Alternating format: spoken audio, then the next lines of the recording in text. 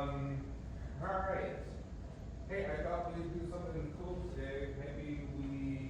We're going to be talking about branding. What exactly is branding? How do we sort of manage it? How do we increase our brand equity? The symbolism of it, meanings, sounds, genetics, linguistics, all these things. But I thought that maybe we can come up with a one slide PowerPoint on something that you can brand. Like come up with a concept and idea of something. Come up with a logo, come up with a tagline, come up with something that you convey, maybe even features and attributes. And so tell me the story about this thing. Is it a luxury thing? Is it an affordable thing that you're offering? And it could be as simple as a paper clip. It could be as simple as an ink pen. But tell me other things that may be conveyed. So I give you time to kind of do this as I lecture. As time goes on. Maybe, we have about 15 minutes or so to come up with something. Find this branded logo. So you can come up here and share maybe the meaning of this idea that you have about thinking, right? All right, so we're talking about branding. We're like, hey, what's the value of something, right? So first of all, branding is not necessarily marketing, right? Marketing is oftentimes media, right? Marketing is a promotion. Okay, there's a sale going on TV. Marketing is strategies, right? Most likely in the short term. Marketing is a campaign for a particular cause. Marketing is products, and products change over time. Or products expand the brand line, etc. But branding is something different. What is branding to you? Because obviously you're learning brands right now, just as I am. Obviously you're using brands right now with your fingers. What is branding? And simply think about these items that you're using, such as a CD, Apple, internet. What is branding?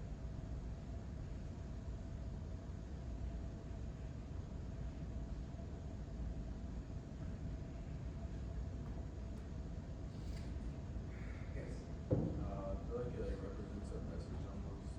Like if you wear it or use it or something, there's something you're trying either you're trying to convey it or you are without it on you. All right, so I think branding is an expression of identity of some kind, whether you're conscious of it or unconscious, right? That you're expressing something. Branding is the sum of all sort of perceptions about a thing that is about, right? The sum of all things. What does it represent? Branding can be very personal too. We all may not have the same perception, but branding is perception about items. Right? When we say perception is what we value, perception is what we think about something. Hey, Nike is performance-based. Under Armour is kind of the underdog, maybe to most. What does Coca-Cola represents? Freshness, crisp, highly carbonated, energetic, all these different things. And they give us value.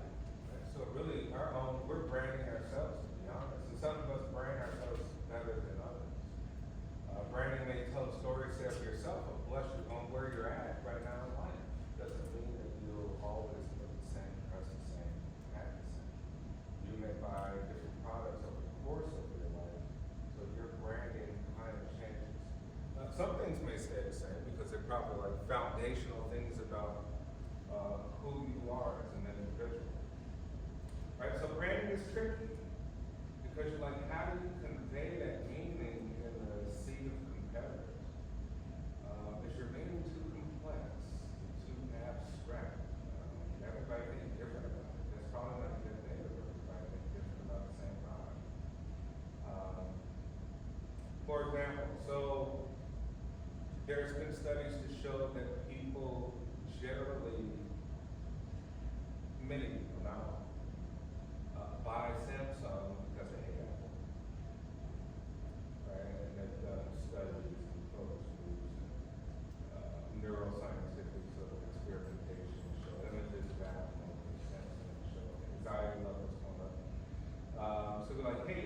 oftentimes, if there are two very large competitive products, we may buy one for the simple fact that we just don't like each other, right? Even in the political side, when we talk about politics, we say oftentimes there's two candidates, we may vote for the other one, so they, right? They'll give us two options. I say not great. That's happened all the time. And, you know, so things convey very deep, intrinsic, unconscious meanings about who we are or what product represents. We defend products. Why do we want it? It speaks about us. You might defend Apple if you don't have a product. Say why it's so great. Right? And a person with Samsung will argue with you on the limitations of Apple, things like that. What does Apple represent? Let me ask you, since most of you have Apple products, what is the imagery or the concept that Apple represents as a brand?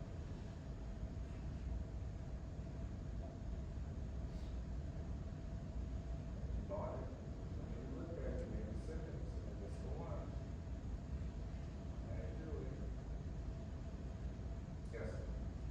They like to kind of portray themselves as like a bit more futuristic. The technology looks sleek, it looks new, and they like to promote how like all the stuff that they're selling like it works well together, but stuff doesn't work nearly as well with other brands per se. Yeah, like okay, Apple is sleek, minimalistic. You can say somewhat futuristic, I guess, because of the minimalistic aspect of it. For creatives, do you think that that's part of the brand? Is it for creatives? It's for hip, cool and hip individuals. Right, so maybe we think like, hey, I bought Apple because Apple's pretty cool. Right? This would be a simple answer. It's cool how I look at it, sweet, simple. It's built, the software is built for creatives. What are you into? Photography, videography, art? Right? It may speak something about who you think people are. You may also think that you're cool. Somewhat artistic. Right? That you may be somewhat open-minded. Right? Yeah, open-mindedness. Open to possibilities. Where we could say maybe Microsoft is more about getting the job done, right? Say Microsoft is more about task-oriented things, because it's really about the operating system software, really the software that comes with it, right? And then we get into sort of the imaginary world of luxury. We like luxury. Louis Vuitton, $1,000, $4,000 purses, Birkin bags, Hermes, things like that. Like, what's the matter? Come up with these numbers. The numbers don't matter. All that matters is that people believe that they're worth it. Right?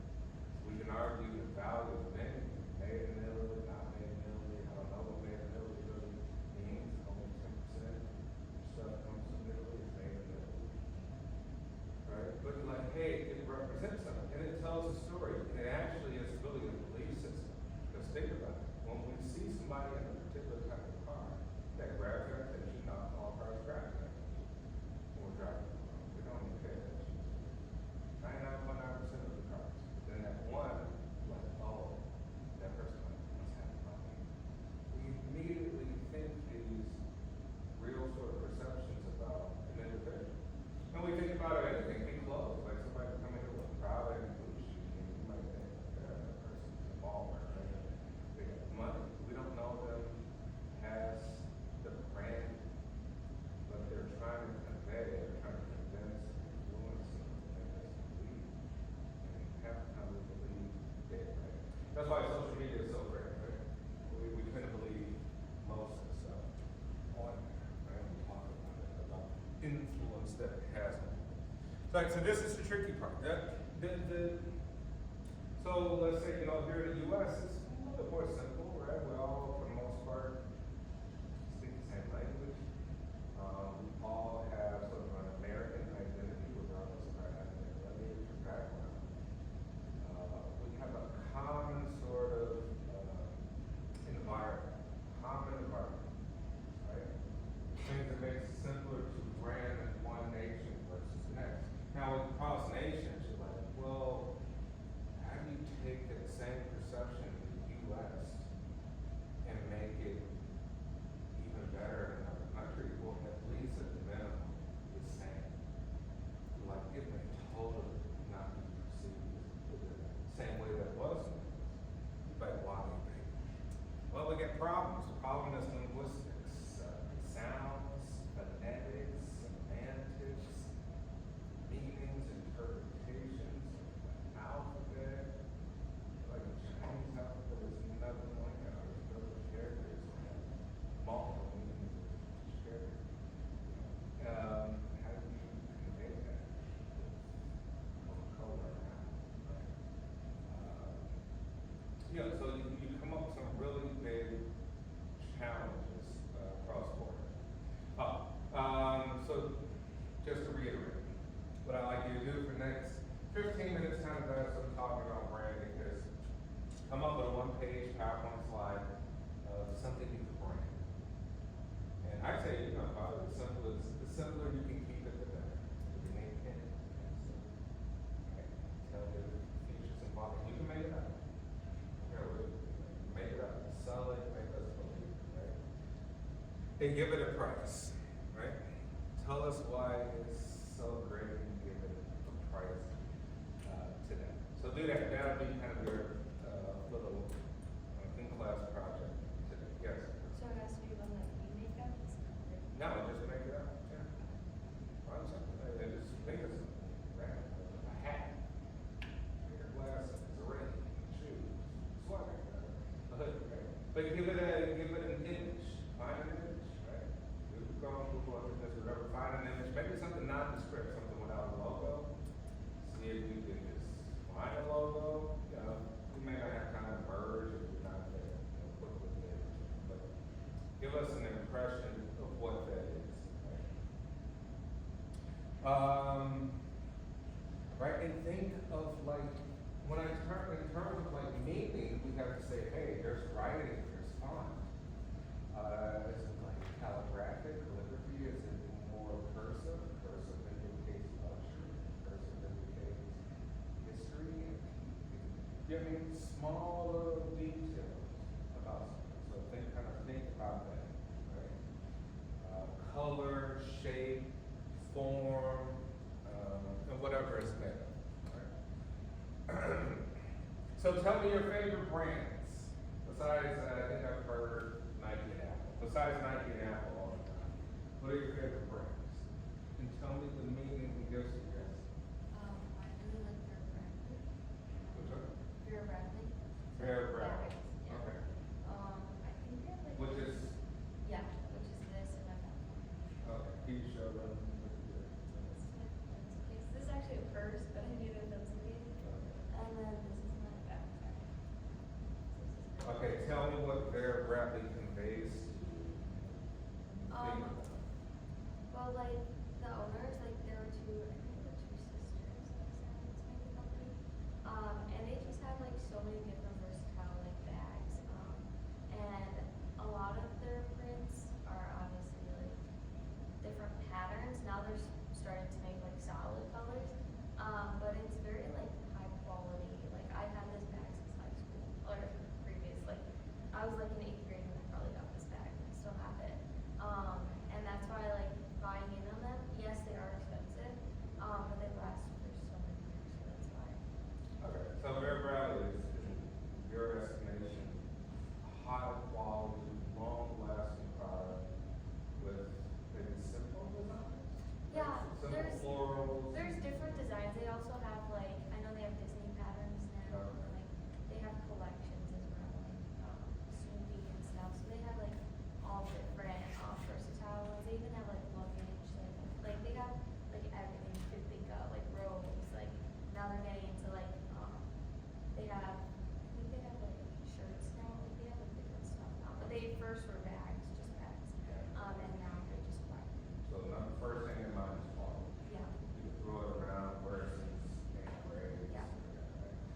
think of another bag like that's probably Herschel. Are you familiar with Herschel? Anyone familiar with Herschel bags? Selling Herschel.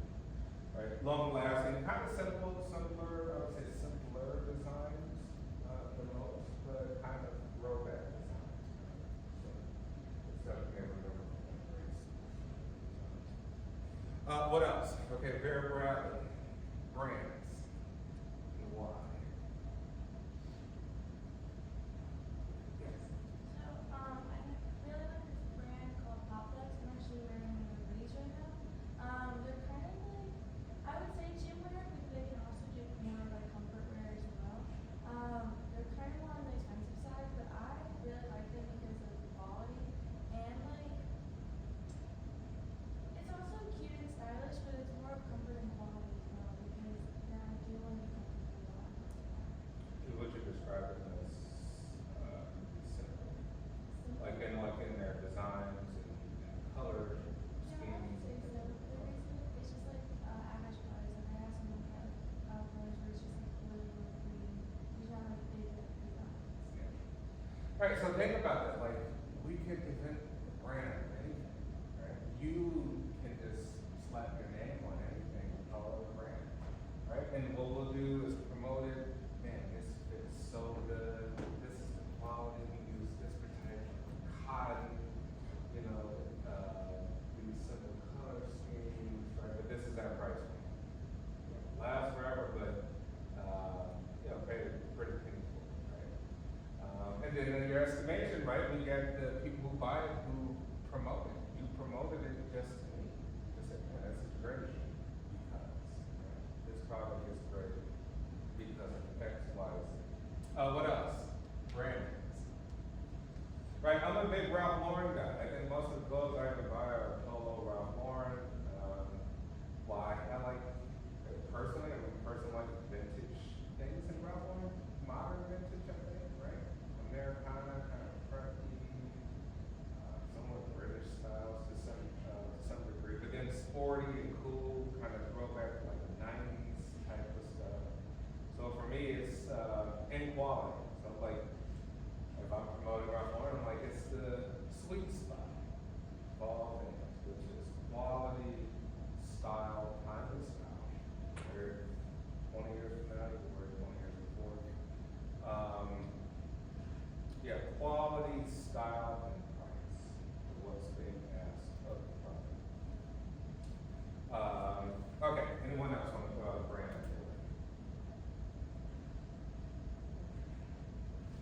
Right, don't forget these brands speak usually about us, you know, and it changes the way people perceive us to some degree.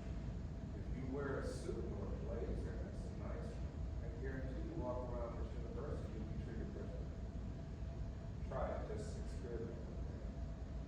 Well, you know, the one with you too, wear a blazer, a nice blazer or something. You'll see the difference in the perception of people having something very, very simple that you can change. It goes to show brain has power and things have power. Products have power. All right, so as you work on that, we'll talk about managing meaning. Right, so we say, hey, marketing is different from branding because we may have people who's just managing the brand, managing the meaning. Like, hey, we've got some feedback, people are starting to think that we're not as great as we are. Personally, I feel that way about Starbucks. I feel that Starbucks is not the same anymore as it was, I'd say at least just 5 years ago. Right? Starbucks to me, because of, you know, once you all, when they first opened up in Chicago, was this great Starbucks to me was like the Apple of coffee. Right? It's like this great experience. Price is not that bad. I pay for it. It feels really personal. I like what they do. Maybe you sometimes feel that it's not true Americana. It is trying to be like an Italian cafe or something. I feel that way. Now I feel like Starbucks have their branding and image has been tarnished. Now they don't allow people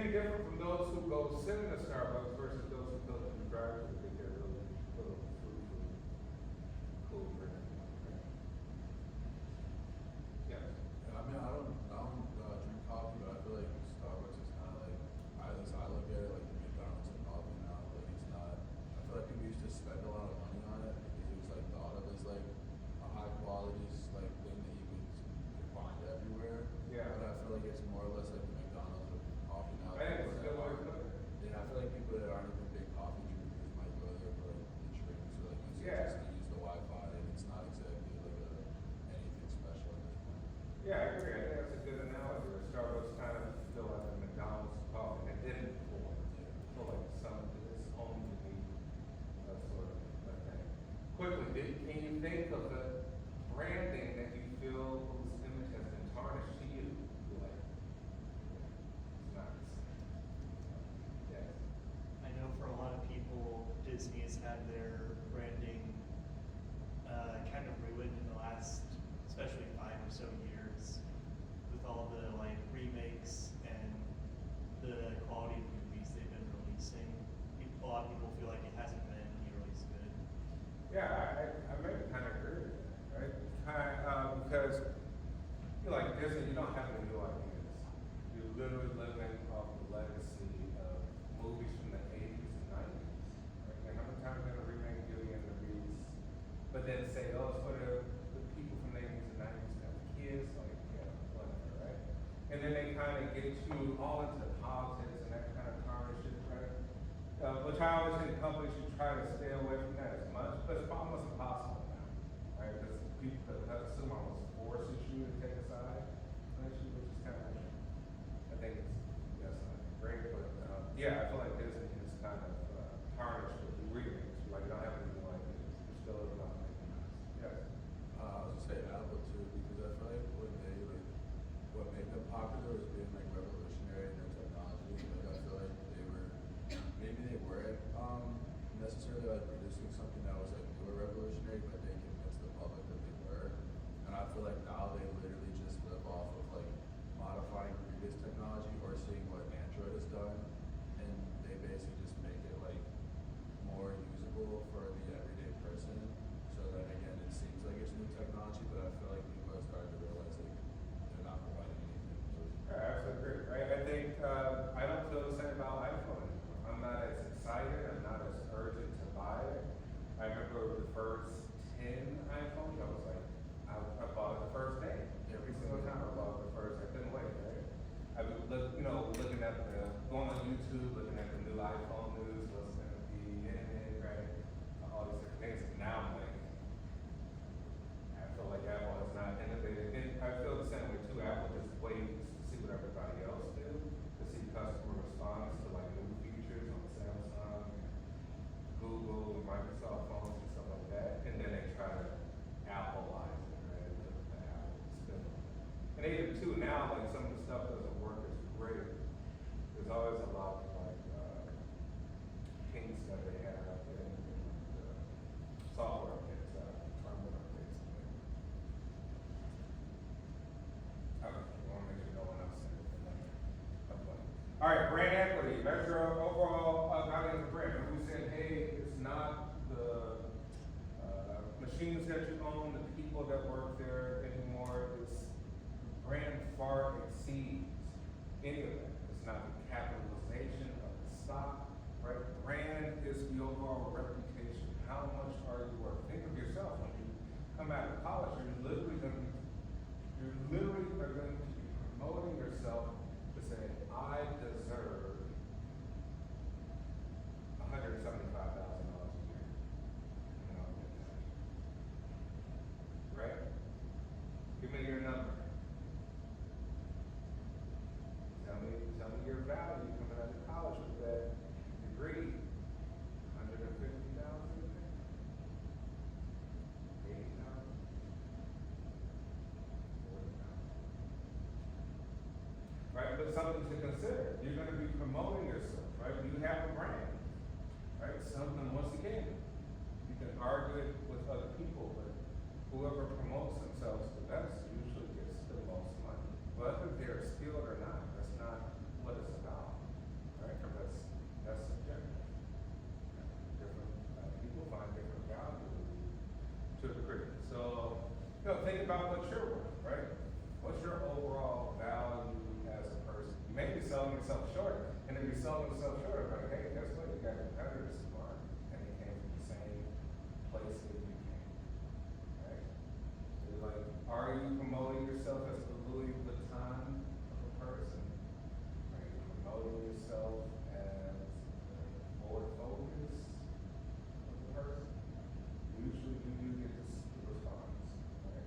And not to say either one is bad or good, just based on whatever objectives, you know, some people like, I like being a Ford Focus, of, you know, because that's one of my real internals about that, right? Customer-based brand equity measures the association surrounding a brand, right? So we say, what associates the brand in the mind of consumers? Let's see what we get. Enter brand, global brand.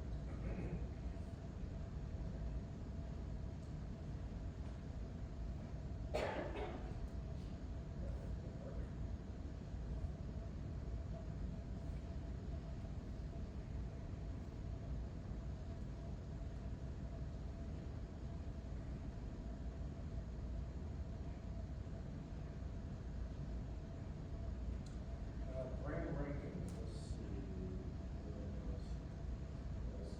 Let's just see, most brand rankings.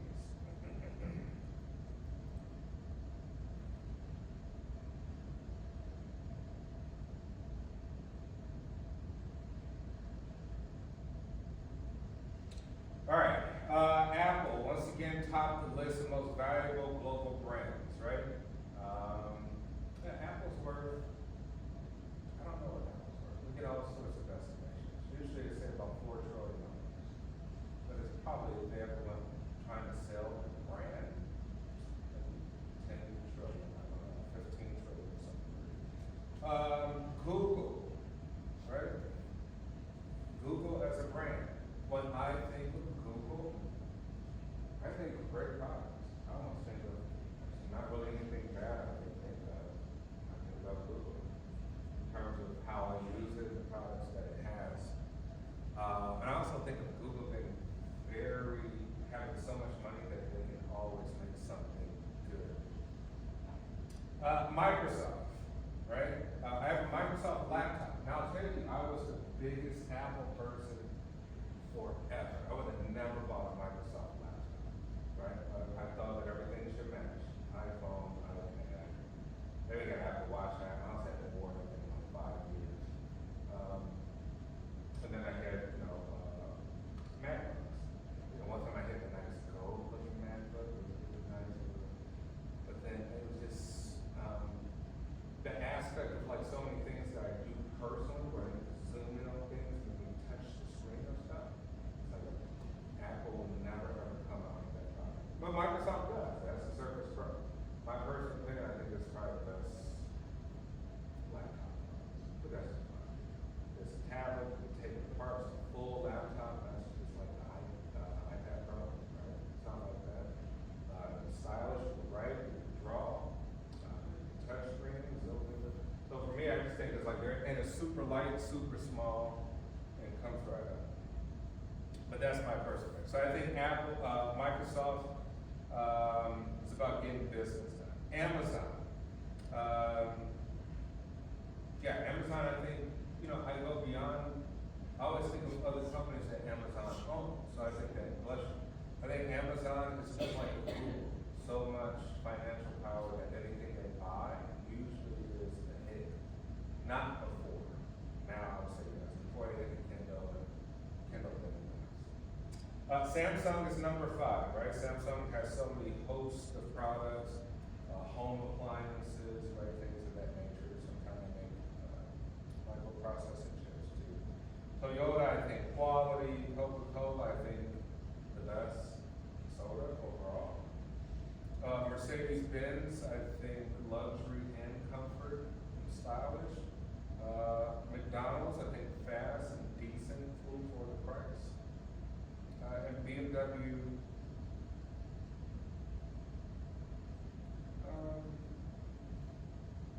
anyone here ever owned BMW or driven a BMW?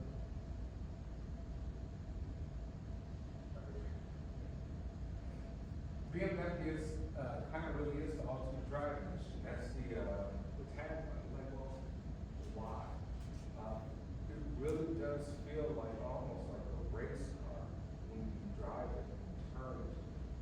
So it's like the steering and suspension is far superior than other vehicles, and that's on purpose. It's like how they put most of their money in is to keep that going. So if you ever get a chance to drive a BMW, just pay attention to how it feels when you drive it. Like driving into curves, it feels like a race car, like really stiff suspension, like you can feel the car drive.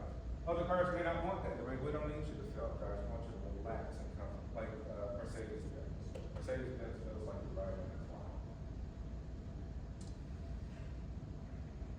Alright, so these are the 10 most global brands.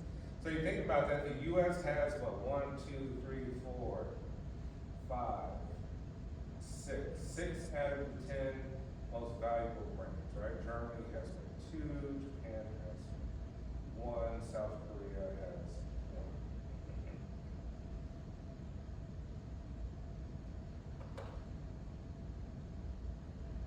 Right, global brands are never truly global. Sometimes we modify the brand. We have to modify the meaning, the imagery when we cross borders because we say, hey, brands are sound. And sometimes the sounds just don't sound correctly in that dialect or that language. Global brands are based on alphabets, right? We don't all have the same alphabet because we speak different languages. So the translation can come off as something that doesn't stick, right? So we say brands need to have sticking power.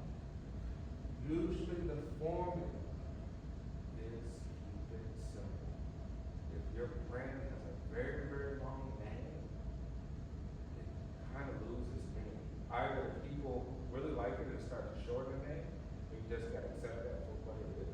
Like people always call it a short version of the name. But usually you wanna keep it simple. Like we don't say Procter & Gamble, most times we say P&G, right? No one's saying all of that, right? So keeping it simple, even when we talk about alphabetically, right? So brands are based on linguistic devices, some of which are global alliterations and others compounding and clipping our logo, right? So integrating sort of sounds together. There's visual elements of the brand, color, form, right? Logos. What does that mean to consumers? Global brands are a federation of lexically equivalent local marketing assets, right? So we say, lexically means using the words so that they make meaning in that particular market, in that particular area. Local consumer responses and images invested in similar brands, right? So consumers usually have an association with one brand towards the next. For some reason, I've always associated Reebok and Adidas together, even as a child. But maybe it's because I saw it so much together. Maybe they were the leading brands when I was a kid. It was Reebok and Adidas, really, really powerful brands. Everybody wore Reebok and Adidas all the time, like jumpsuits, stuff like that. And then Nike came and took over the rest of history. So they even still, say maybe for my age group, Reebok and Adidas I kind of associate as similar brands, right? And that same imagery kind of come up soon as well too. Local advertising strategy and execution has created over the years different images, right? So we say use a localized approach as opposed to a global approach, right? Kind of transforming that. Before I continue, do anybody have words as well too today? Anyone have? Okay. Maybe you can do it after your logo, your brand.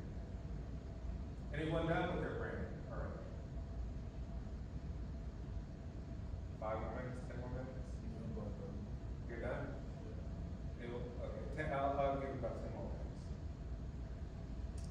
minutes. A truly global brand name? No. Right? Translinguistic device. So we need sounds and we need writing. So we need to write out whatever it is, and we need to speak the sound, and who gets it by his native speaker. And then we see how customers sort of react to that sound, right, in their dialect. Maybe we can do some sort of focus groups with that too. Here's a consistent underlying core themes. Yeah, for Coca-Cola, the core theme is bread. The core theme is cursive writing, which just shows a very historical product. And you can translate that in any language. The name may be different, but you probably want to keep the cursive writing in the red color. Right? That is the core underlying theme, which is usually energy and classic. Classic and energetic. Right? Those two sort of things together. Executed for at least 15 years in a similar manner across country, so we would say, okay, Go could be a global brand name. Could you think of a brand outside of Coca-Cola that you feel truly has global branding? That the imagery does not need to change whatsoever, irregardless of the countries that it markets itself to.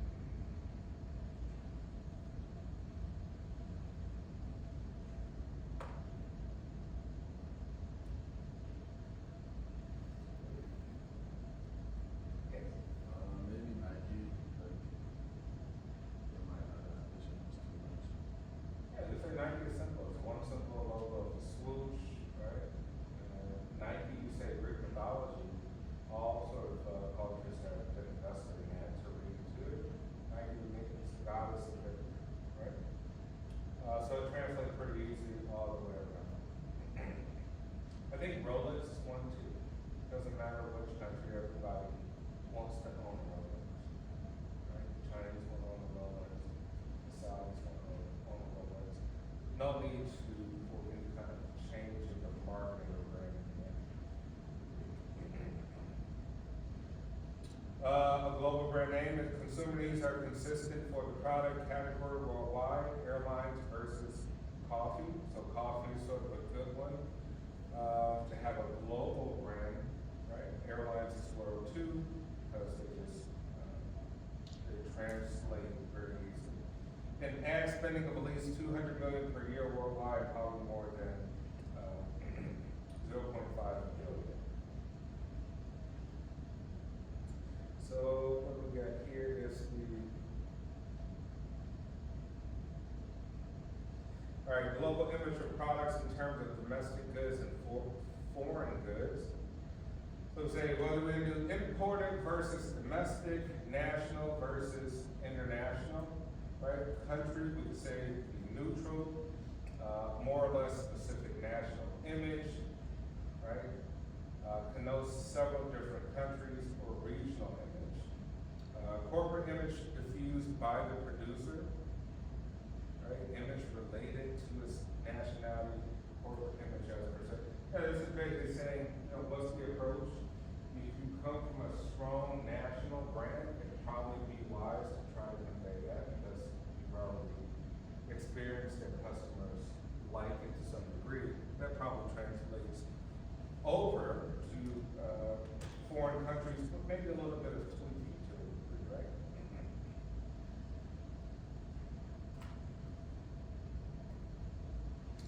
Here to give us some example, right? This perfume Shalimar by Guerlain, the national image of a generic product is French, right? So it's perceived as French. The national image of the manufacturer who made it is perceived as French. The country evoked by the brand name label is perceived as Indian or Orient, right? Far East Asia.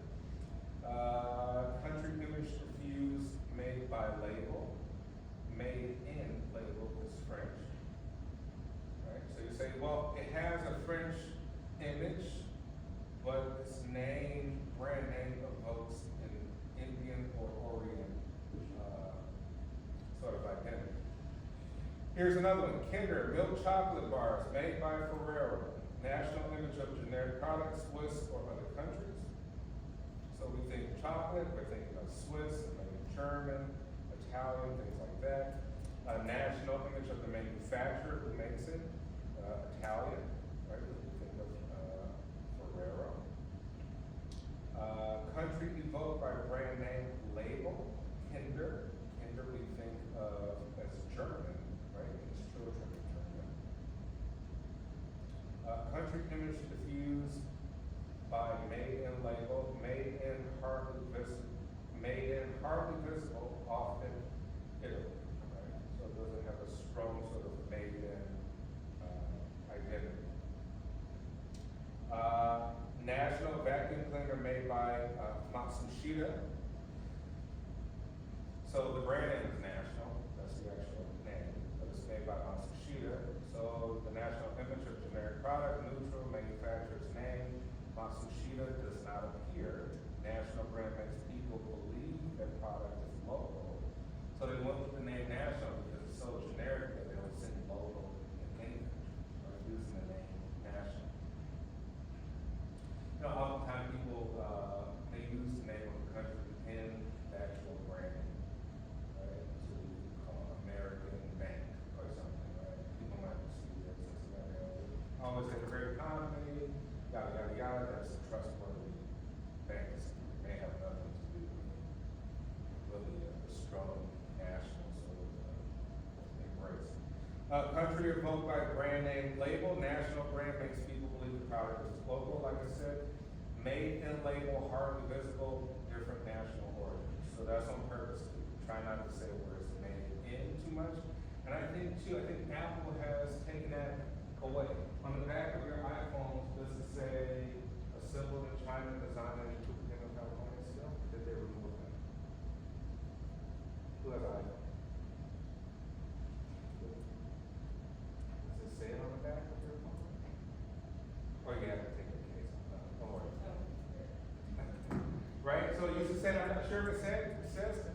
Apple may have said, hey, remove that assembled in China part, because we're starting to hear too much chatter about, China, right? Related to our product. Like, we know it's assembled there, Apple, but Apple's like, well, when it's visible, it's gonna create a different impression, right? And people may start to think that quality is good. Coca-Cola, right? National image of generic product is international. National image of manufacturer is American. Country evoked by brand name, Coca-Cola, American. Country image diffused, made and labeled, neutral. Here's one, Cremly, which is a yogurt by Shambusi, part of Nestle. National image of generic product, Balkan or Bulgarian Slav. National image of manufacturer, looks French, but it's a worldwide brand of Nestle, Switzerland. Kremlin, country evoked by brand name label, evokes Kremlin, a Slavic image. And made in label is local. And then lastly, Brothers, the typewriter company, by Brother, the manufacturer. National image of generic product is neutral. Image of manufacturer is English, American, but it is in fact a Japanese company. So we would think with the name Brother that it's American, but it's a Japanese company. So it evokes national image of English or American. Country evoked by brand name label, say international. And made and label indicates origin, which is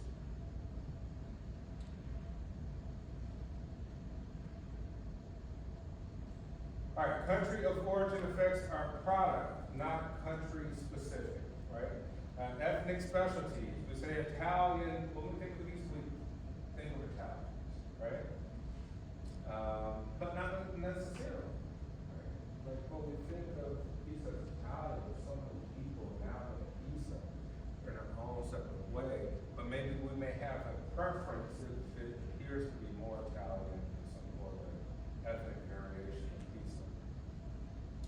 German tools. We think German tools are highly specialized and are of quality, so we may feel that German tools are superior to other tools. Ethnic specialties, British puddings. We think puddings are consumed mostly by a lot by the British. Thus, it's a pudding and it comes with bread. We think it may be multi-specialty. So yes, French, when we think of luxury, we think of French. You throw any French name on any purse, pair of shoes, automatically becomes luxury in the minds of most, right? Make up a French name, it could be a fake name, doesn't even really exist, it sounds French, we think of it as luxury, something, right? Italy, beauty and design, right? So when we think of design, we think of the Italians. Lamborghini, Ferrari, like the curves, we like the form, even clothes and shoes, right? Things of that nature. And Germans, we think of practicality. And maybe the Germans are more no nonsense about just getting things done in the best exceptional engineering and science, and quality and reliability is what we're gonna think about those four competencies. Okay. All right, so who has their brand image? All right, we'll start off here.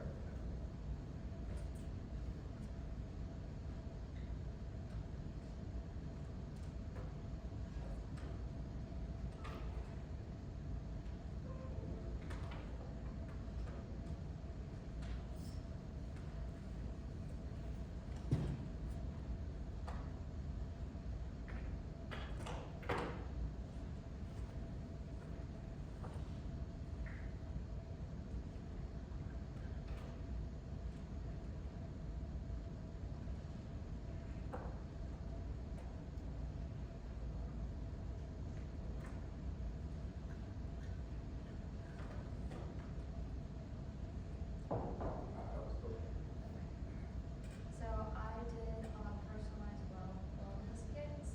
The brand name is Because of Matter. What it includes is organic tea blends. This could be any type that you like.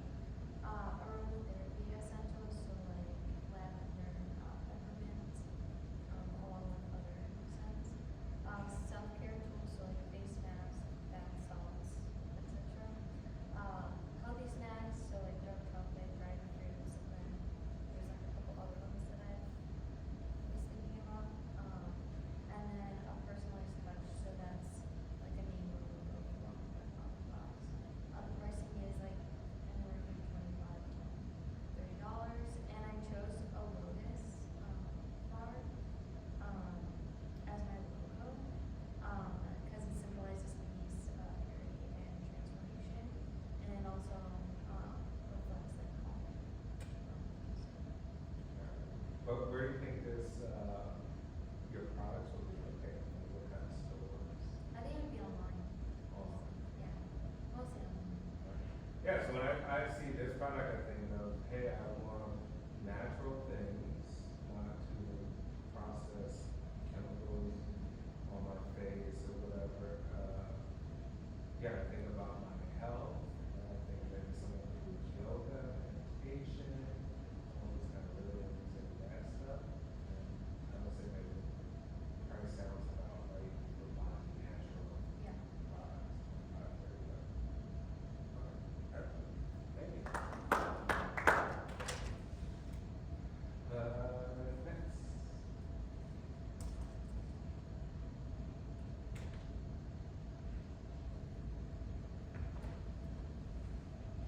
I was hoping somebody would do a paperclip.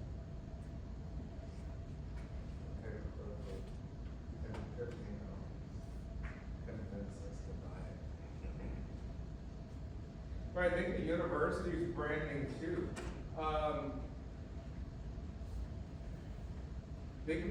Like, branding is everywhere, you know? Even our religious branding, to be honest. Like, hey, things have to be branded with a particular kind of symbolism and meaning.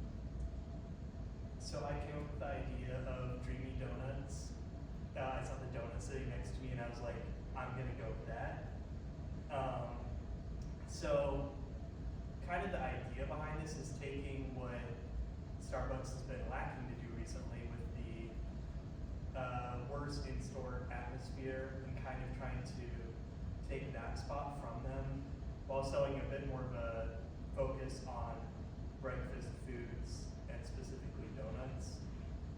So we want that sit-down cafe with a bit of a calm atmosphere. You can come in with your laptop, do some homework, do some regular work, something, just relax. We'll be selling donuts, drinks, other morning treats. It'll be a bit more expensive because we are selling more of the atmosphere as opposed to just the food itself. And so, yeah, we're gonna have that focus on the atmosphere, focus more on the food, and try and kind of take that spot from Starbucks. Alright, so I think yours is kind of almost a hybrid, like Stan's Donuts, Starbucks, and Dunkin'. Maybe something weird. I don't know that first brand, but yeah. Okay, yeah, Stan's Donuts, that's like the first image that popped into my mind. Alright, I like it. That's great. I like the look. Great donuts. You can save your blurbs for Thursday, we'll do those.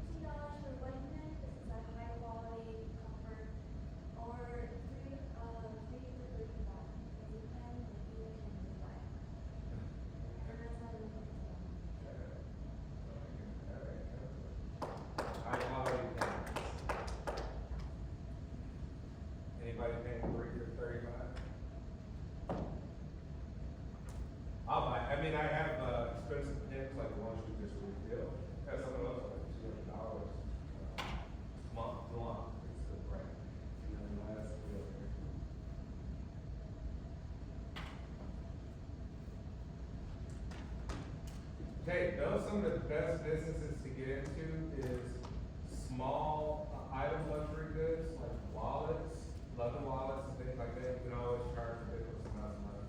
And pens, pens that are supposed to be like you just reuse them, recharge them with the ink, but they're supposed to last forever. The Mont Blanc store, Bloomingdale's, is selling for like $1,000 or $1,500 for a pen.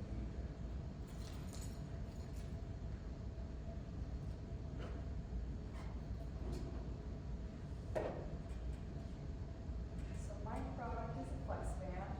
It is a hair tie that is used as both an accessory, but actually is helpful, it's useful and a tool for you around the day. Most of us have a hair tie around our wrist, so why not take advantage of it and make the best of both worlds? One of our key features is that it's soft and stretchable, because usually any airbag that has this kind of duality is very hard, or is a very clunky, just piece of metal, like huge piece of metal that goes like probably bigger than your hair ponytail, I guess. I want it to be elegant, minimalistic, so it's something that you could wear every day without someone noticing that you're wearing the same accessories, but it also looks sleek on your hair. It's durable, since like you guys can tell, it has the double loop right here. And it's versatile, because this little part can detach, so you can even move it through like your jeans, which I've done with other hair ties, and I don't want them to ruin my outfit. And then it's practical, because since this part detaches, it's good for people who have curly or very textured hair that don't want to necessarily like move their hair through a hair tie multiple times. So when you detach, you can just reattach and put your hair up. It can also be used by kids or people who don't have the mobility to use or the strength in their hands to tie their hair up. I think a reasonable price for this is $10 or 3 for $25, and considering that Revolve is selling one for $48, I think it's a lot of amount. Alright. Excellent, thank you. Multifunctional, fashionable, and affordable. Alright, class, that is it for today. See you on Thursday. Try to have some more words. Maybe we'll do another in-class project on Thursday.